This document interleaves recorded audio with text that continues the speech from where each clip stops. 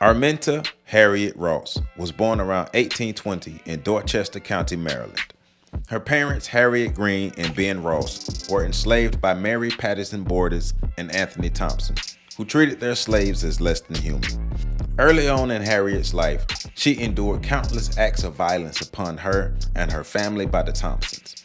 She witnessed her mother stand up against the separation of her family as a child, which left a lasting mark on her. One day, while shopping for her family at a local store, Tubman encountered a man escaping enslavement. Pursuing the man were his owners, and when they caught up with him, they demanded that Tubman help to restrain him. When she resisted, she was hit in the head with a 2-pound weight by one of the men.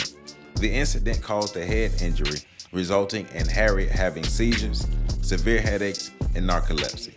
She also experienced dreamlike states, which she viewed as signs delivered to her from God. These dreamlike states helped Tubman delve deeper into her religion. In 1844, Tubman married a free black man named John Tubman and changed her name to Harriet Tubman. It is said that the name change was to honor her mother. In 1849, Harriet, along with her brothers Ben and Harry, escaped from slavery, fearing that her family would be sold away.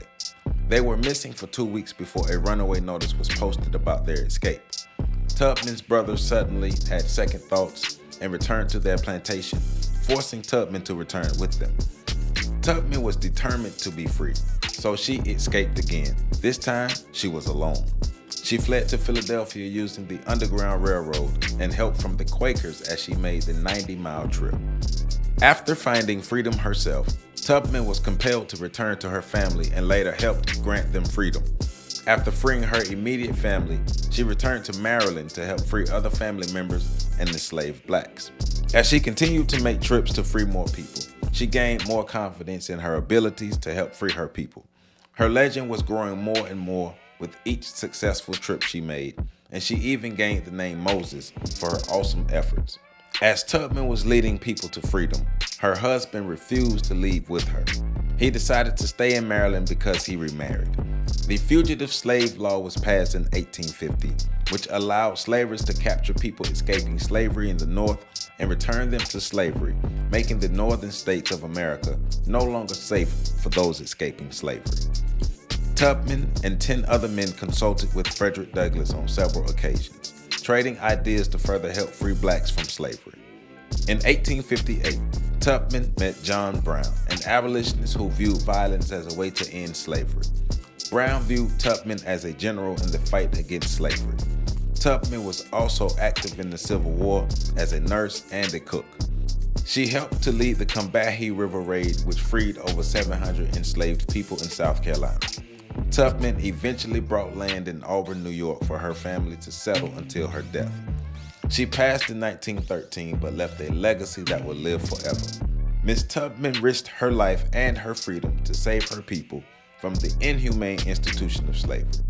She embodies humanity, leadership, and courage. Miss Harriet Tubman, we proudly stand on your shoulders. Welcome back to Breakdown Friday. Joseph Ward, Professor Carl Tone Jones, Patrick, aka Super Pat. We are here and we're breaking down Harriet Tubman. Harriet Tubman is one of my favorite figures from just world history, period. I view what she accomplished as one of the greatest feats that a human could ever accomplish, especially facing what she was facing, which was white supremacy, but the actual system of slavery in America. And a woman looked death in the eye, looked fear in the eye, looked racism in the eye, looked slavery in the eye, and still freed herself and freed other Black people as well. And so I want to break down what, like, kind of thinking about what motivated her to do what she did, what made her continue, what was some of the fuel that led her to even have a thought about escaping, but not just escaping, coming back and saving others.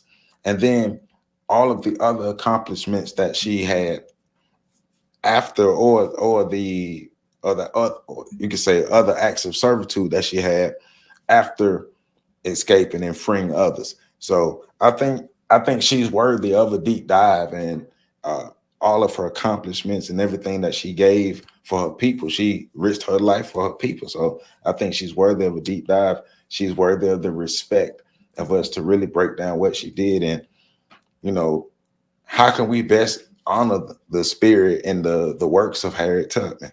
But PC, I want to start with you though. Um, I got, just played the video and it's going over her life. From your perspective on what you've learned about Harriet Tubman, even from the video or previously before the video, what you saw, um, from your perspective, why do you think Harriet Tubman chose to risk her life to free her people? Like, why do you think she chose to take up that mission? For some of us, it's just in us, Okay. And by no means am I comparing myself to her deeds and her works, but I'm just saying for some of us, the chains you can't hold us, to change the shackles you can't hold us, and she embodied that spirit of liberation that many people talk about, but not too many of us walk about. And I mean, it's just an honor to uh, have this conversation because Harriet Tubman is indeed like my top five. I would honestly say she might be in my top three of liberators in regards to Black people, especially in the Americas, but internationally speaking. Harriet Tubman carried a certain spirit about her that wouldn't allow her to compromise. Uh, we speak about what made her go back or what made her leave in the first place. The first time she tried to leave, she got caught. It was Snitches. her. She tried to take her brothers with her, and them, her brothers didn't have the courage she had, so they actually went back to the plantation. So she went back with her brothers to the plantation and received a stiff punishment. But that second time she got out of there, she did it all by herself. Hmm. Which, and she didn't know of an underground railroad at that time. She did this by herself. So, she just had a tremendous amount of courage.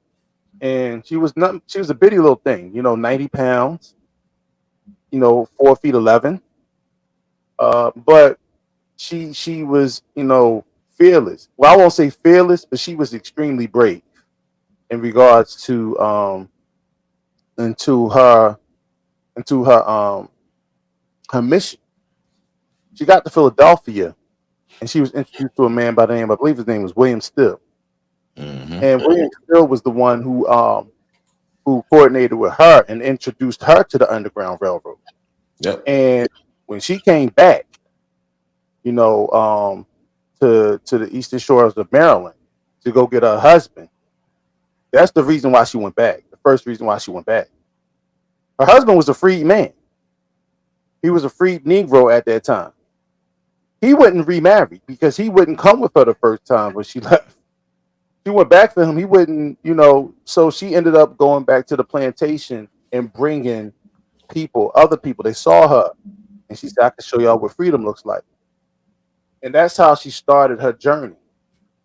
And it's like I could say so much about Harriet Tubman because uh, I actually have not only a lesson that I was teaching about this, but I do a Black History Week program, and one of the programs is featuring Harriet Tubman. So we can go on and on and on That's what we're here about for. this. But one thing I'm glad about because she met I believe it was John Brown. She met John Brown because he was part of the abolitionist movement up here. And if anybody ever does a deep dive into John Brown, he was a very interesting character. But I'm glad that she wasn't in Philadelphia when he came to recruit people for the raid on Harper's Ferry because he wanted to bring Harriet with him, but Yeah. Oh, right. she was on one of her journeys. He asked Frederick Douglass, and Frederick was like, I got some shit to do. You know what I'm saying? I'm writing his letter about July 4th. Yeah. But speech. I just can't make it. And the reason why I'm saying I'm glad she wasn't there because John Brown got caught. Mm-hmm. Nobody that raided Harper's Ferry survived. It was brave. It was, I It was guess, needed. yeah. But I'm glad because then we would never know about her true testament. We would only hear pieces and parts of it. But to just talk about General Tubman, as she was later identified, she not only freed over 300 people, she also led brigades into the South. You know what I'm saying? She led raids on plant, like you talked about some of the raids in some of those areas and some of those battles and some of those plantations. She actually led the troops in there. So she went down there and she became a part of the civil of the part of the Union Army as a nurse. But by the end of the war, the troops were referring to her as General Tubman, which was an honor that was bestowed upon her, posthumously, you know what I'm saying, after she died, I believe. Um, but it was just so many different things that you could talk about with Harriet Tubman. She was the reason for the legislation, the fugitive slave law. She was one of the reasons why they actually put the fugitive slave law into effect, for which they could travel north of the Mason-Dixon line and retrieve freed Africans who escaped, past that line of demarcation into Pennsylvania. That's why Philadelphia was such a major point on the Underground Railroad, because in getting to Philadelphia meant you got the freedom. That means you crossed that line from Delaware, Maryland into Pennsylvania. And then therefore they had to extend the Underground Railroad because she spent some time in Canada too. Mm-hmm. So it's just so much I can say about, that sister that man, I'm like I'm a little flustered right now because I want to just keep pouring, but I know I want Patrick to jump into this too. Man, it's all good. We got time. We got time. But Pat, jump in and give us your thoughts. Like in a time during slavery, like PC said, uh, the Fugitive Slave Act was created in the midst of her freeing others. So what, and you're from what you've learned and everything that you read about Harriet Tubman. What are some of your thoughts about her and her acts of service and how she contributed to Black people gaining their freedom? Um, I don't think she would consider it a choice. Um, Okay. I think I put her in the same vein as because she was. I'm trying not to bring anybody else into it. She felt like she had a divine mandate, Mm-hmm. heaven's mandate, like Mm-hmm. a true Mm-hmm. calling and purpose given to her by God. And like one of the best things that could have happened to us was just hitting her over the head. Unfortunately, yes. Right. Because had that not happened, we might not have Harriet Tubman. Right. Um, and to that I want to say we should pay more attention and be more careful with how we deal with people with mental health issues because Right. they can be very, very helpful. Right. Um, that being said, I don't think she would view it as having a choice. I think anytime you meet people that feel like they are led or are driven by God, we've seen movies. Birth of a Nation was a movie about another man that felt like he was about a man that felt Yeah. like he was led by God to do what he did. And when you read the accounts, you realize he was also not a physically imposing figure and not strong enough to really do what he was trying to do. But because he felt like he had a calling from God, he was determined to make it happen. Harriet Tubman is in that same vein of somebody that honestly felt like they had a calling from God. And I think that's the difference between a lot of those people back then and what we're dealing with now. The pressures of the situation created a world for them where uh, the need to be free and fight oppression wasn't something they just wanted to do because it was something that would make their lives a little bit better. Like they felt like God put them here to do that. Mm-hmm. And that's you don't meet a lot of people. I've met people like that. I'm not gonna say I haven't met anybody like that, but I'll go back. You don't meet a lot of people like that. And when you do, you can usually tell because you can feel it. You can like sense it on them. The reason I correct myself is because I feel like you two brothers feel like you have a purpose towards that goal, and I watch y'all take steps towards that goal again, not to try to put anybody in the class of anybody else, but in terms of people that move with purpose, it's really rare that you meet those types of people. And every Right. time you do, you just kind of got to sit back and marvel at what they're able to accomplish just off strength of will alone. Like, no, this is what I'm gonna do because I ain't got no choice but to do it. So, I'm not gonna get into the history and all that because PC, he got that covered, and we led with your video. But I just think, like, if we're looking at the things that made her special, I think that really sums it up. Anytime you deal with an individual, a society, a nation that feels like there's a heaven's mandate, you, like some amazing shit is fixing to happen. It's gonna be great for somebody and real bad for somebody else. Yeah. Now, but like you're talking about being compelled by God, or even having faith, faith in a God. We've talked about this before in the past, but I'm gonna bring it up again. It's interesting that a community of people who don't follow the Christian faith, some of our biggest influences are people who follow the Christian faith, who were devout believers within the Christian faith. And so I think that aspect is interesting. I'm not sure how closely many people have looked at that, but in the case of Harriet Tubman, like you talked about being hit in the head with a 2 pound weight, I'm just thinking about all of the bull that she had to go through, all of the atrocities that she had to go through living as an enslaved person in America. Like, I would like said in the video, a man was escaping. Grown white men rolled up on her and expected her to help them capture somebody who was escaping. And when she refused to do it, they bust her in the head with a weight.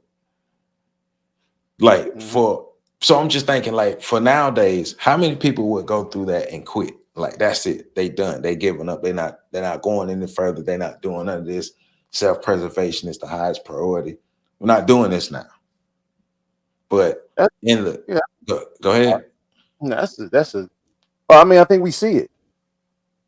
I mean, we've seen Mm-hmm. it, and we see it now. Um, people want to resort to being scholars because it's safe. Mm-hmm. You know, Harriet did that. Araminta Ross, she did that. Probably not even knowing how to read. I mean, if I'm understanding, she didn't learn how to read until she came up north. So, um, this the whole concept of how she was able to move and maneuver just based off of that and not, I won't say instinct, but she even acknowledged that she was led by those visions. you Right. know she would say God would tell her. And when we think about it, and I know we can think about the religious aspect of it, but I'm thinking more about the spiritual aspect and our spiritual connection with God, because all of these Abrahamic religions, they are based deep in our African spiritual systems. So when you think about how people talk about the Orisha and the Loa, and those are the laws, the forces that are governed by God. And when you hear about how those things can communicate with you and lead with you, I mean, you can go back to the Haitian Revolution and see how those things were the same notions, the same mindset was put in place. Bookman's prayer. Cecilia Fatima being There able was to some go on, faith had a lot to do with it. right, go onto these different plantations and plant seeds and teach the teach the root work. You know, um, what's missing today is people are absent of that. Most people nowadays move into a either Gnostic or agnostic, or they move in a way where they try to get away from having any connection to God. I mean, how many times have we heard somebody say, "Well, the universe is speaking to us"? Well, who is the Well, universe? I mean, because even in that though, because when you say that, you make me think about um everybody. Like I look at every religion as like my analogy for the different religions is every different religion is like a different vehicle. So you can choose the vehicle that best fits you, right? And it's one thing to choose the religion, and it's the one thing to build up faith through that religion, right? And so all of the all the people that we look at, they had some kind of religious and or spiritual discipline, whether it was Abrahamic or whether it was African based. So they had some kind of religious and or spiritual discipline, and that discipline there, I believe, is important. Now, there are a lot of people who are involved in religions, who are a part of religions, but the actual outcomes, or the spiritual systems as well, but the actual outcomes, the tangible outcomes that we don't get from these people. So, looking back at Harriet Tubman's story, she is hitting the head with the weight that it distorts her mentally. But it was I guess you look at it as a gift and a curse, because now from her purview, she can communicate with her higher power. And through these communications with her higher power, she is compelled to do something about the enslavement of herself and compelled to do something about the enslavement of her people. But that faith component was there. That was the root of what kind of that was the root of what springboarded her forward. Like you talked about the Haitian Revolution, their belief in the deities that they believed in. Like even you can look at revolts all over the world that African people were a part of. There was some kind of faith, a discipline that most likely had that some kind of code was created from these disciplines. And so that I think that's one thing that we really need to look at when we dissect in stories like this, especially somebody as amazing as Harriet Tubman. What Because we know she had the visions, but there, like Pat said, there are a lot of people who have visions. There are a lot of people who mentally their mental health has been distorted some way or another, but they don't have these outcomes. And especially in those conditions, like look at where we are today. We know we've been dumbed down. We know we've been made to be docile because where the outcomes, where the actual tangible outcomes that someone like a Harriet Tubman gave us. So I think we should hold her in the highest regard as possible. So No, I really do, and I hate the sanitized version of her story that's told every February. But she was a warrior. In fact, she was one of the few people who can actually hold the title of warrior queen, queen warrior. and You know, hero, actual hero. hero, leader. I mean, she didn't lose one passenger. Even those who were afraid to go forward, she compelled them. You know what I'm saying? She had that 45, Well, and she had a machete, and nobody was going to uh, violate that or endanger or jeopardize anybody else. I mean, you speak to her spiritual connection to the Most High, and when you think about that, there were times even through her story where she would say that normally she would go right, but this particular time she had to go west. You know what I'm saying? Uh, there's stories about how they would be walking, through water. And let's keep in mind, man, this is the Northeast. This ain't the Deep South. This is the northeast segment of the country. It's cold in these waters sometimes, but she's up to the water neck deep, asleep or in a trance. And through that moment, she's been given divine intervention or divine Mm-hmm. intuition to move in certain areas, pause and stop and keep moving forward based on her connection, her spiritual connection. And it's something that we talk about it. We talk about it in theory when we say you should listen to your gut. Actually, what it means is when you listen to your gut, you're listening to your intuition. Well, where does your intuition come from? You know what I'm saying? So, uh, you know, she was held in such high esteem that Frederick Douglass, who at that particular time was the most recognized black man on the planet, she went to Frederick Douglass to ask him for a letter of recommendation. His response to her was, one of the greatest honors you can give to a person. He said, you've come to me for a recommendation, but you know, I'm a great orator. I write and I speak, but you actually did the work. It is I who should be coming to you, for a recommendation, for a letter of accommodation. And I think that's one of the greatest honors you can hold to, or give somebody, is to let them know. That's like giving a person their flowers. Yeah. This woman was respected by all of the male warriors at that time. We talk about John Brown. We talk about her leading brigades through the South during the Civil Civil War. War. Yeah. We talk about the fact that she came up north, got remarried. We talk about William Still, who entrusted her to keep bringing more people to him so he can feed them, give them new identities, new clothes, and things of that nature, and send them on the path further north to New York and then to Canada. You know, she was not just a mobilizer; she was an organizer. She was all these different things in one. Like the platitudes that we can give a Harriet Tubman, you just can't run out of. The fact that she was able to instill faith in people to follow her, and a lot of people talk today about, I wouldn't argue with anybody that Harriet would have left. Harriet didn't want to leave anybody. Well, You know, Go but ahead, John. I think when people give answers like that, they're giving it from their thought process of their experience and what they would do internally. So because you don't know what she would have did, you have no idea.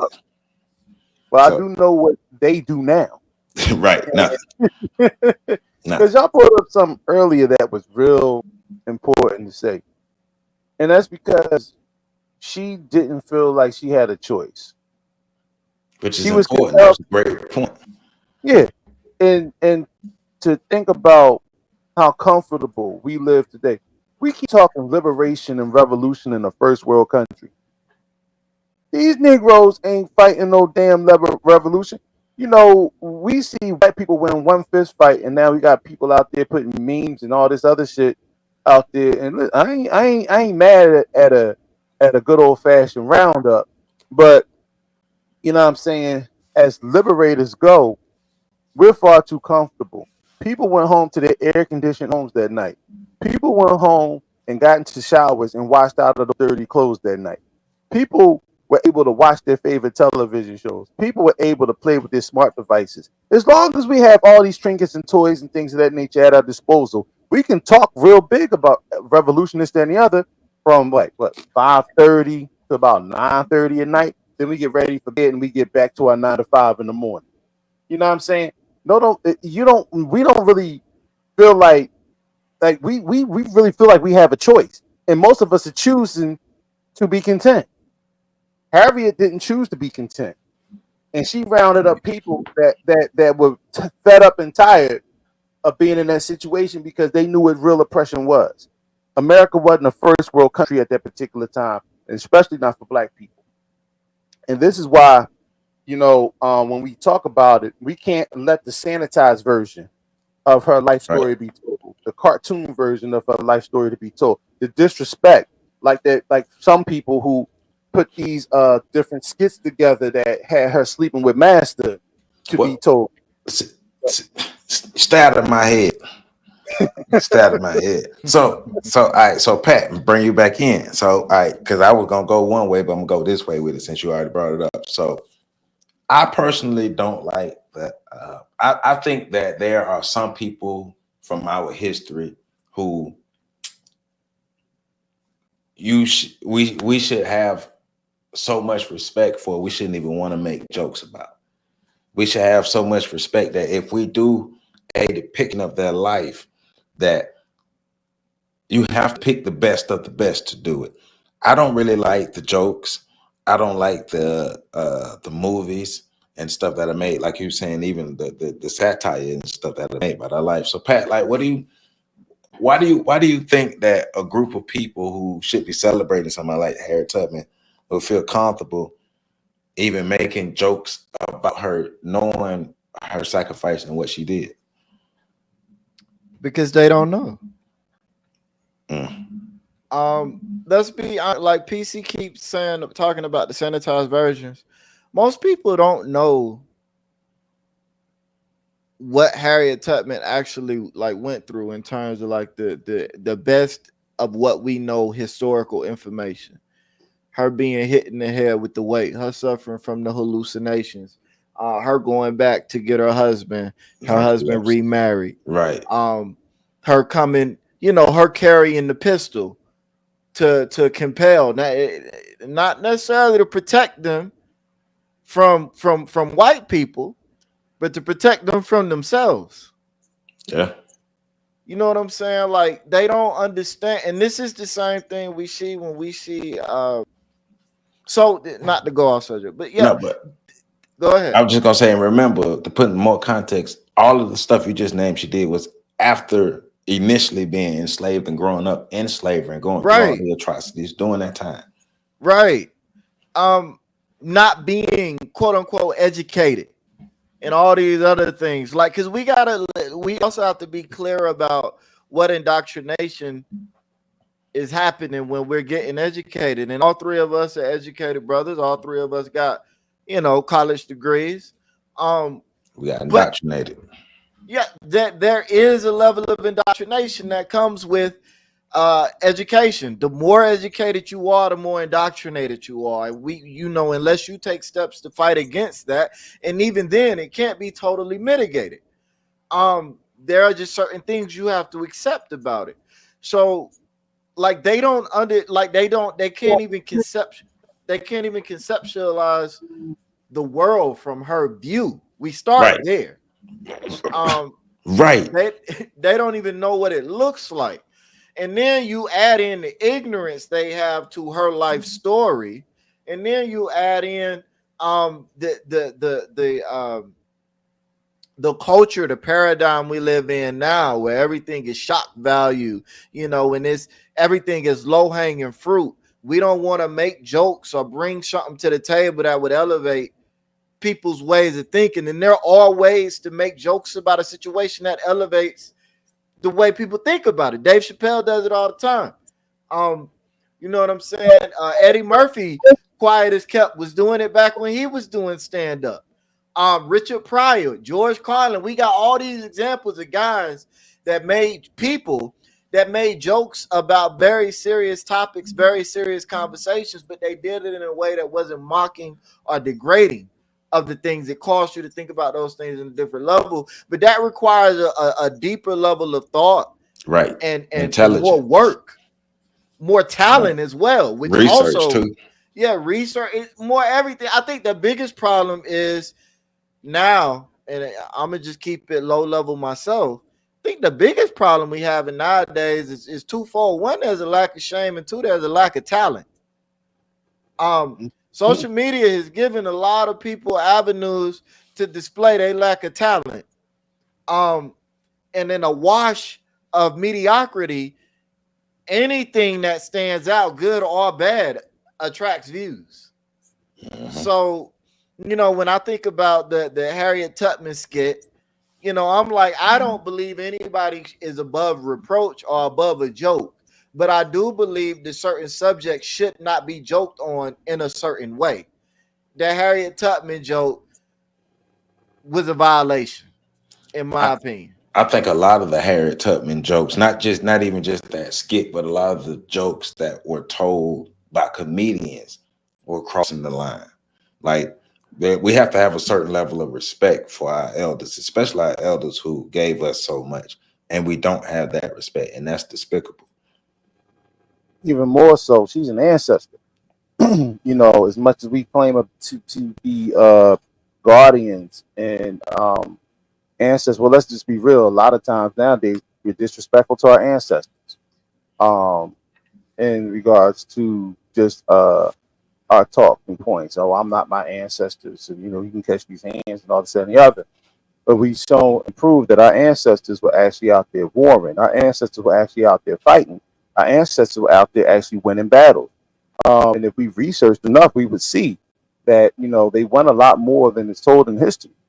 Um, and as we watch history being rewritten, not only through the satirical, amateur comedy skits that are being put out there, but also through the film. Because I was teaching a group of sixth, seventh, and eighth graders last year about this particular subject, about Harriet Tubman. And one of the students, responded to me, well, that's not necessarily true. The point you just made, because, in the movie, she did this. And I was just, and I'm thinking back to the movie that was written. I mean, the movie that was made, Yeah, a I few didn't years like ago, and how easy it is when you put a visual to, visual in the soundtrack to a story, how influential it can be, right. especially on young, impressionable minds. And considering the fact that Black people ourselves are suffering from arrested development, where we pretty much all function like teenagers, we're still impressionable with some of those images and some of those portrayals of the stories. They created a fake Black antagonist in the film that never existed. This bounty hunter never existed. They created a fake white hero and her former slave master that never existed. And they continuously play this game of man versus woman in the Black community in regards to those things. And they utilized Harriet Tubman's story, which is a very powerful story, a story that we should all take pride in, to implant and imprint those messages in the minds of people. And then you watch that story, and while people don't understand, your subconscious feeds off of that, takes markers off of that, and it influences the conscious mind, and it influences the words, the tongue to come out, and then the conversations that are reinforced when we have those discussions about the film and its impact of us. And so, this is why when we have these conversations, we have to also recite the historical facts of what happens in the life of Harriet Tubman. So I'm glad we're talking about that, because that story about Harriet Tubman being hit while she was trying to protect, a brother that was trying to break free. When it was told to me, it was that she stood in the way while that weight was thrown, that iron was thrown, and she got hit as she stood in between that man. So see, you take when that story is told, you take the villainous act of attacking a child off of these demons that were out there, and you put it in a place where they were throwing that iron at a man. But no, they beat a 9-year-old girl over the head with iron because she refused to tell them what direction he ran in. So, you know, these are factoids that need to be redistributed in regards to how we tell that story and how we make sure she's properly honored. Right. Right. You want to add to that, Pat? No, I just like, can y'all hear me? Yes. All right. I think I just want to point out one other thing too. In the era where everybody is all excited about motherfuckers talking, I think it's also very important that we highlight the fact that because I think PC is right. A lot of people want to be scholars because it's safe, and nowadays scholars get outsized attention. Not Right. even because they not scholars. Because let's be clear, there's a level of productivity and achievement that comes with being a scholar as well. And if you ain't producing scholarship, then you New ain't a scholar. information. You know what I'm saying? Right. Be that producing new information or be that producing a new way of interpreting old information or be that incorporating new situations into old info. Like you got to be doing something new. A lot of y'all motherfuckers, you just talking. But the highest levels of respect have to always be reserved for those people that are actually making tangible changes. I'm a firm believer in the hierarchy. There are certain people that are doing things that are more significant than other people. While all is needed, the things that Harriet Tubman did are worth more when weighed on the scale to the things that somebody else did that maybe all they did was produce a lecture or two. So, but I want to say again, just point out the fact that a lot of the people that we revere in history, they were not just talkers, they were doers. They Right. did shit. Right. And this is why Harriet Tubman is at the top of most people's list because she did shit repeatedly, over and over again, in the face of danger, put herself at risk, um, and walk through fires that she didn't have to walk through. Like she wasn't forced to do any of these things. I do believe she don't feel like she had a choice, but it wasn't forced. She did it because she felt like it was what was needed.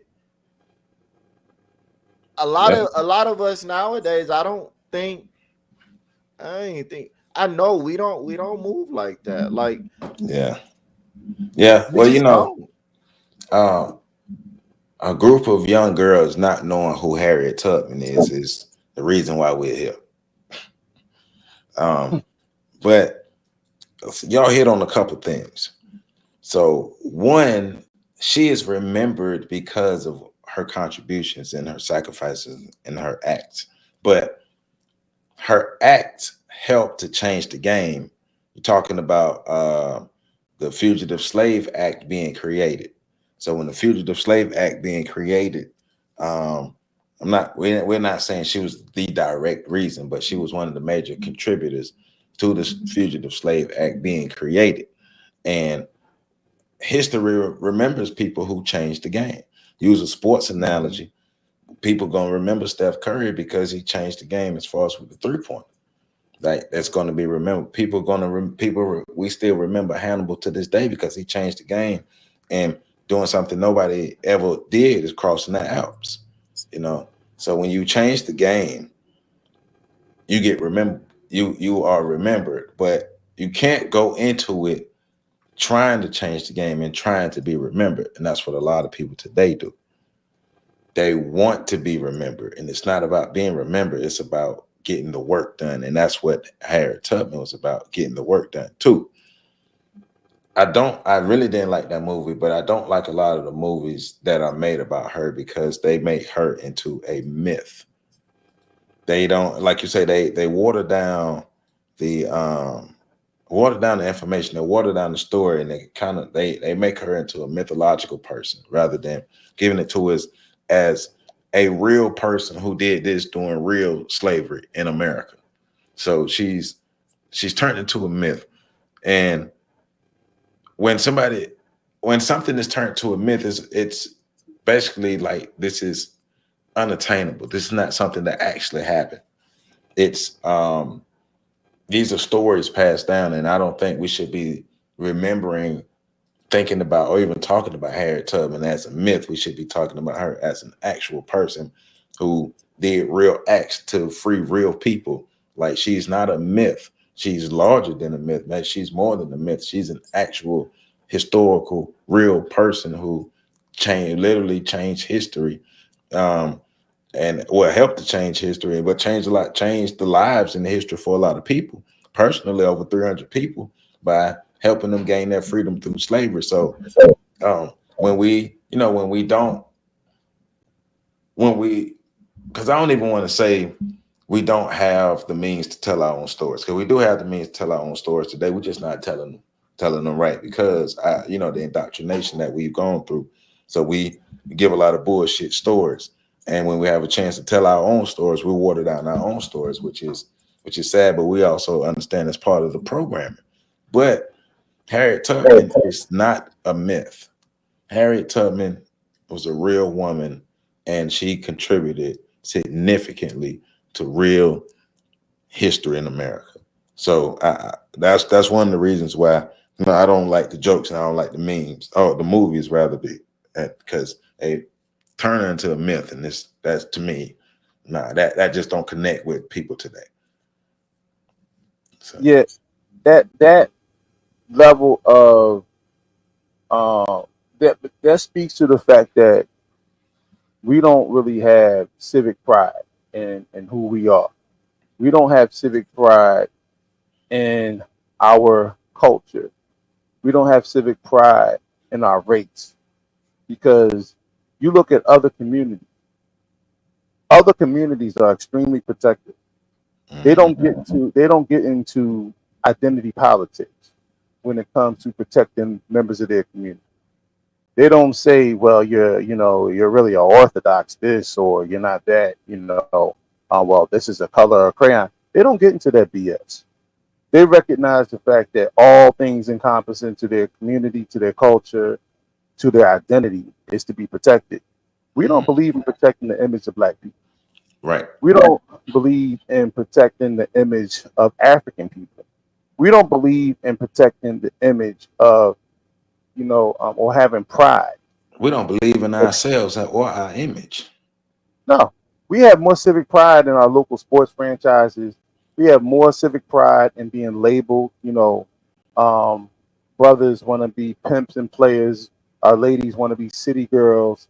We have more pride in ratchet behavior than we do in being Well, black. we keep saying that's the culture. And it's a dysfunctional culture, and it's one culture that it's a death culture. It doesn't work with proliferation. You know, um, and then we wonder because if we truly, believed in the power of our ancestors, our disrespect of our ancestors, that's not Well, how you would build power. well, yeah. Well, when you have the nerve, right? Once again, like using the brawl in Alabama, using that as a example. When you have that happen, then somebody has the nerve to utter, "We're not our ancestors. We stand up. We fight." One, like Ice Cube said in High Learning, one ass whooping don't turn around. I'm paraphrasing, but one ass whooping don't turn around or make up for 400 years of them whooping eyes. You know, because you know, Well, I mean, and, we and don't we get me know what wrong, they could do if they want to. So right? I mean, listen, for those who are inspired, cool. I'm at the place in the place right now to believe that for those of us who know, and for those of us who are dedicated to what we say we're dedicated to, we recognize it for what it is. The children are going to get on the battlefield and they're going to treat it like a playground. We already know what the battlefield represents. So that moment, I'm not going to take that moment away from anybody, but at the same time, that wasn't the Super Bowl. That was a preseason win. You know what I'm saying? um, but I mean, them wasn't the first white people to get whooped by black people this year. It just got put on camera. Yeah, I'm gonna take that moment away from y'all. PC being nice, I'm gonna take it away because like first off, if you honestly think that beating up white people makes you different, then you ignorant to your history 20, 30 years. Like hasn't that been a common thing in the Look, black community hey, that if hey, you line black people up with white people, black people gonna win like that's been something we knew. look. If that was turning points in the history, the Watts riot should have changed history around for us. Yeah, like we knew like black people beating up white people is about as new as deep breathing calms you down. You know what but I'm hold saying? on, Like like the shit ain't is there's nothing new that happened that day. And I stand by what I said before the show. It wasn't no there. Y'all beat up white folk. This is the problem. You know I know I wasn't no there because ain't none of y'all Negroes get. But if you want to get excited about this, what you know what? All they got to do is look at unemployment numbers. Look at homelessness numbers that's rising. Look at eviction numbers that's rising, especially amongst black women. Look at all of the numbers that's going in the wrong direction. Yeah, okay, you beat us in a fist fight, but we eating steak and you eating my trash. So you know who cares? Who cares? Well, that's what happens when we lose the spirit of doing, where we're not compelled by some kind of faith or discipline to actually change our situations. When we're more motivated to feel good and to talk and to just boil everything down to a conversation. We need to have conversations with people. We don't have that. We don't have the same drive, the same mindset, the same spirit that Harriet Tubman had. Because remember, before she was hit in the head, she went through these atrocities, but she had enough gumption to stand up to a group of white men who were trying to press her about where another man was going who was escaping, and they was pressing her, and she decided not to say nothing before she was hit in the head. As a child, she had that in her. Because she was intelligent. See, this is the part of the conversation we don't want to talk about. After years and years and years of poor food, poor environments, black people have gotten. If you can look at what happened and see that it's any kind of major victory and be excited and turned on by it to the level that I'm hearing black folks is being turned on by it, You lucky I you ain't on social question media. your intelligence all the way around. I do not think that you are smart enough to be a part of any meaningful conversation. More Hold on. victories. I get that part. I get that part. But I want to point out something though. That particular situation is important to some people, and it's important because most black folk walk around with with this white man has rented space in their mind that they can't win at all. So for some people, they needed to see a win. I'm not, and I agree with you. It's not as tantamount as most are making it out to be. Um, most major media is not covering it, and it's because visibly it looks like an L for them. But in hindsight, we all know that that's just the tip of the iceberg in terms of what we have to deal with. I think it's important that we bring some sobriety to it because a lot of us are drunk with what happened that day. But I also think that you know, most see we talking about things that we've experienced. We have actually in our lifetime made white folk bleed personally, all three of us.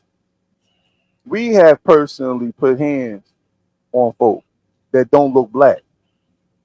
Most of these cats that they have never truly embraced a situation where they've actually seen black folk, black men in particular, operate like that face to face with a group of white men.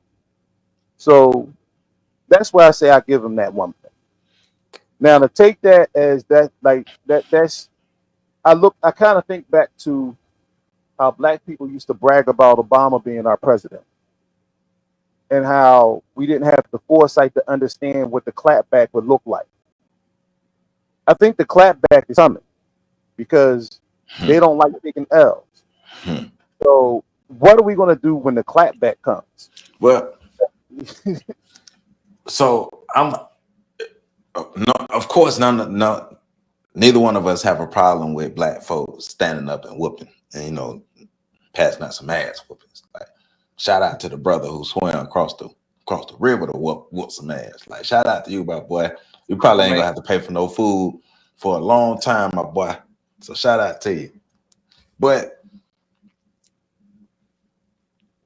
being able to put things in perspective in a realistic sense, because we're acting as if, well, because I've seen some people, say this is what it looks like when black people are on code, and in a sense they were on code in that situation as far as defending themselves and helping a fellow black man. But I don't want black people to take that and run with it, to act like we're actually on code. Because if we were actually on code, those white men wouldn't even thought about putting their hands on Buddy in the first place. And that right there, what you just said, is probably the biggest point, because as Patrick said earlier, those weren't the white thugs, the rednecks. I don't know if we can say that. You might have to bleep that out. You can say nigga all you want, but you say something else is a problem on YouTube. Those weren't the crackers that that are the hellraisers, that are the ones burning crosses on people's lawns, that are the ones tying ropes around their neck. Although those guys, those that group of white men were down there. They were consistent troublemakers. That's what pretty much led to that altercation. But and I don't disagree with anything either one of you said in regards to the perspective that we need to have on it, because they are whipping our ass in every other aspect of being here in this country and globally. And somebody else pointed out something very important to me, and I'm gonna shut up after this. This is the type of stuff that we seem to get excited about, but the real grunt work that needs to take place is no mention. Like right now, over in Africa, Nigeria is facing, for all intended purposes, France declared war on Nigeria. Yeah. We don't want to address that issue. Didn't they try to press Nigeria to invade Niger? Well, what Nigeria did is stand with France, as did America, by the way, and pressuring them to restore the former government. And we don't seem to care for that smoke. We don't seem to, because now, even though I say we should, give them that moment, let's look at the fact that when the real work needs to get done, we still look at this like children, because a lot of us are playing with this. A lot of us are making cute little memes. Everybody right now is carrying around a folding chair on their hip like this, on their hip like it's a gun. But the real work needs to get done in regards to this real battle that's taking place, this real war that's taking place. And like I said when we first started the show, the reason that what separates Harriet Tubman from what we're dealing with right now is that she felt an obligation to do what she did. What and see, that's what I want to say. Everything that both of y'all just said just now is exactly why I said what I said. Because when Obama got in, we saw the same behavior, and you couldn't bring people back to think about the clapback.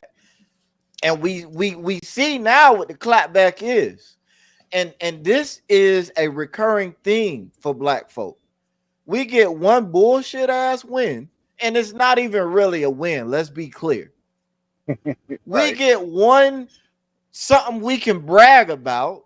This, cause to me, this is the equivalent of a girl that's already kind of thick going and getting an unnecessary BBL, and everybody walking around talking about, look at how fat her ass is. Her ass was already fat. What she did was unnecessary. Like that's I'm not attacking the people that defended and stood up for themselves. All means, do what you gotta do. Stand up for yourself. I'm attacking all of the idiots that's acting like they was a part of it. Well, These the same motherfuckers who they team win a championship and they start talking about we won. Like that wasn't you. And it's really an insult to sports teams because at least they fans are emotionally invested in the team year round, year after year. These black folk are only vested in black people when there's something to feel good about. Any other time, where's all this black pride when it's time to really get down and, like, again, what y'all was just talking about. So I don't give them, I can't give them any victory like this because it's not real, and we've seen that black folk mentally are not capable as a collective of taking these victories and turning the corner with them. So my thing is, if stuff like this is gonna get you excited about losing, then I'm gonna just take away all the excitement altogether. I'm gonna pour as much rain on that parade as I possibly can, because God damn it, if we gonna lose, we need to act like we losing. Be sad about it. Be upset. Be depressed. Go to therapy. Take some pills to get your emotional state together. If you're gonna be getting fucked up, act like you're getting fucked up. Stop smiling with a bloody nose. It don't make sense to me. It's aggravating to watch. And I stand on my statement. If you are beating your meat or rubbing your vagina to this as if it's significant, I question your intelligence and I don't want to talk to you. Yeah. It's not a significant When we change, see but it like significant. that, Yeah, it's. I mean, once again, shout out to people in Alabama for standing up to themselves. But I do think black folk need to grow up because I get the comedians doing that thing, but everybody like to the way it is, like it's just excessive to me. So Motherfuckers ain't never been in a fight for in their life, walking around here talking about I beat a crack ass. hey, hey, that part, that part. No, I don't disagree with you, Pat, and at all, because we are losing, and only a fool would say we're winning. And like you said, we don't have the maturity as a people. We don't have the gumption of it as a people to actually take this for the turning point that it should be, for the spark that it should ignite. You know, that, um, that's my problem with this though. Like this just my last thing about this. That's my problem with this because supposed scholars and I've seen supposed scholars and master teachers taking this thing and running with it, not giving like real perspective, like really taking the bait and making it seem like we're actually advancing, like it's an actual real victory for us. Like it's not a victory for black people, it's a victory for those people who was in Alabama. Like they got their W. It's not a victory for us. It's not pushing the culture for it. It's not pushing us for it. It's not pushing the narrative for it. It's not doing any of those things. It was a fight. So what happens next? How do we because y'all supposed to be the leaders, the teachers and stuff. So it happened. So what now? Now what? How do we grow from that? How do we go from that? What happens next for us? Or and is it just a feel good moment? I think that's one of the problems too, is that the teachers, the leaders, have abandoned their posts now. And so, if we want to use the same football analogy, the teachers and leaders have left the sidelines. Now they're in the stands cheering. So, Hey man, look, um, yeah, so I mean, because in terms of how we could build and capitalize, we could do a whole show on that. Because we actually have plans on how that works. But um, but that's yeah, why stories like Harriet Tubman's can't be watered down. That's why we have to take. I think we should take a critical look at all of our heroes and leaders and master teachers. I think I know some of y'all might not like some of the breakdowns we do in the future, but I think all of our people are breakdown worthy. And some of the breakdowns y'all may like, some of the breakdowns you may not like. But I think we need to take a deeper dive into events, people, like laws, all types of stuff. We just need to take a deep dive into these things and see how they still affect us in 2023 and what can we learn from this? What can we gain from this? How can we take the meat off the bone from this and be able to come out better on the other side? Like really, real put some real critical thinking into what we're experiencing, what has happened to us, and how we can make our future better rather than just talking about it. I mean, before we take action, we have to sit down and strategize. And of course, we're not saying for us to do that here on the show, but it's to spark that, it's to get that going so you can go back into your quarters and behind closed doors with your people and strategize and do what you need to do to make life better for you and your people in your area. And once you do that, we can spread from there. But I mean, that's one of the greatest motivations that made me choose this particular breakdown as far as breaking down Harriet Tubman, because she literally did it. She didn't just talk about it. She literally did it. Like, things changed because she took the proper actions. Let's learn from that. Let's be empowered by that, because it's more than motivation. Like Dr. Anderson talk about the difference between motivation and empowerment, and powernomics. No, motivation make you feel good. To be empowered is to you're given the information and the resources. So let's use this information to get the resources that we need to empower ourselves the same way our ancestor Harriet Tubman did. Um, Joseph Ward, Professor Carl Tone Jones, Patrick Irvin, Super Pat. This is Breakdown Friday. Remember, FetLifeStation.com, 7 p.m. FetLifeStation.com, 7 p.m. Check it out. PCB going in. Like this video, subscribe, share, all that. Go ahead. Can I say one thing? Within the last couple of days, well, last week or so, we lost a very important elder out of Chicago, brother by the name of Dr. Laverne Murphy. So, just my thoughts and prayers with him and his family. For those of you who don't know, he did a lot of work with Black Panthers, stood with Fred Hampton back in the 60s, and also was one of those brothers that was on the steps in Sacramento. And you probably see him in the picture. So he put in a lot of work for a lot of time, and we're going to surely miss this out. So. Condolences to his family. But that's how we do it over here. Let's use our minds to create proper action. If we don't change it, we already see anybody else gonna do it for us. If we don't change it, it ain't gonna happen. So once again, Joseph Ward, Professor Carl Tone Jones, Patrick Irvin. Like this video, subscribe. I think they still think YouTube still got the shadow ban on me. So y'all make sure y'all check it. Make sure you subscribe, hit that notification bell, and come to this channel and check out the video so we can get past the shadow banning, because the information ain't gonna stop. We're gonna do what we do. But I need y'all help to continue to grow this channel. We on our way to 50K. We close. Let's get to 50K so we can get to 100K. Love you all. Catch this next video.